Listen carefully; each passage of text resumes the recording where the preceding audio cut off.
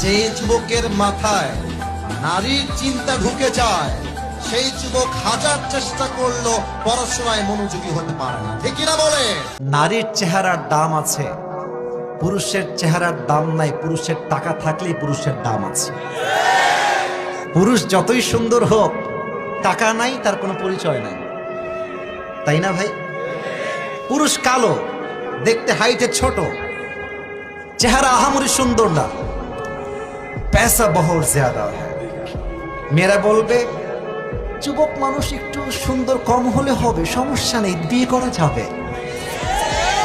আরেকজন ছেলে দেখতে অনেক সুন্দর, very strong, very handsome boy, টাকা নাই, দেখবেন মেয়ের বাপ মেয়েকে বিয়ে দেওয়ার জন্য রাজি হবে না। যুবক ভাইরা, ঠিক কিনা বলে?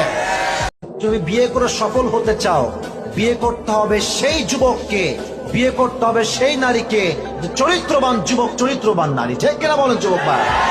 আল্লাহ প্রত্যেকটা মা বোনকে টাকা বাদ দিয়ে চরিত্রবান যুবককে বিয়ে করার তৌফিক দান করুন। সকলেই মন খুলে পড়ে আমিন।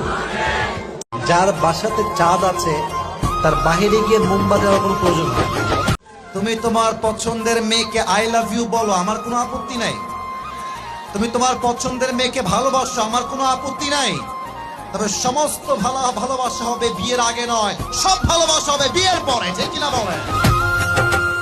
তো সুন্দর করে হিজাব আর নিকাব দিয়ে মুখ ঢেকেছে, পর্দা দেখলে মনে হবে यार ये तो कन्फर्म जन्नत से भाग के दुनिया में आई है, ये तो कन्फर्म जन्नती है माशाআল্লাহ।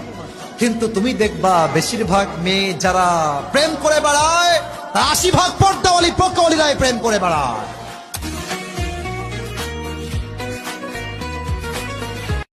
বিয়ের ক্ষেত্রে মেয়েকে নিয়ে ডিমান্ড খুব আহামরি আকাশ পরিমাণ রাখবা না, মাথায় রাখবে একটু ছাড় দেওয়া লাগবে, একটু ছাড় দিতে হবে। সব মেয়ে পারফেক্ট হবে না, কেউ পরিপূর্ণ পর্দাশীল হবে, কেউ পরিপূর্ণ পর্দাশীল হবে না, কেউ খুব বড়লোক হবে, কেউ মধ্যবিত্ত হবে, কেউ গরিব হবে। তুমি জাস্ট এইটা দেখবা যে রাসূলের সুন্নাহ অনুযায়ী এই মেয়েটার দিনদারিত্ব ঠিকঠাক আছে কিনা। যদি দিনদারিত্ব ঠিক থাকে, রিচ হোক, মধ্যবিত্ত হোক, লোয়ার ক্লাস হোক, দিনদার হবে যেখানে, বিয়ে করব সেখানে।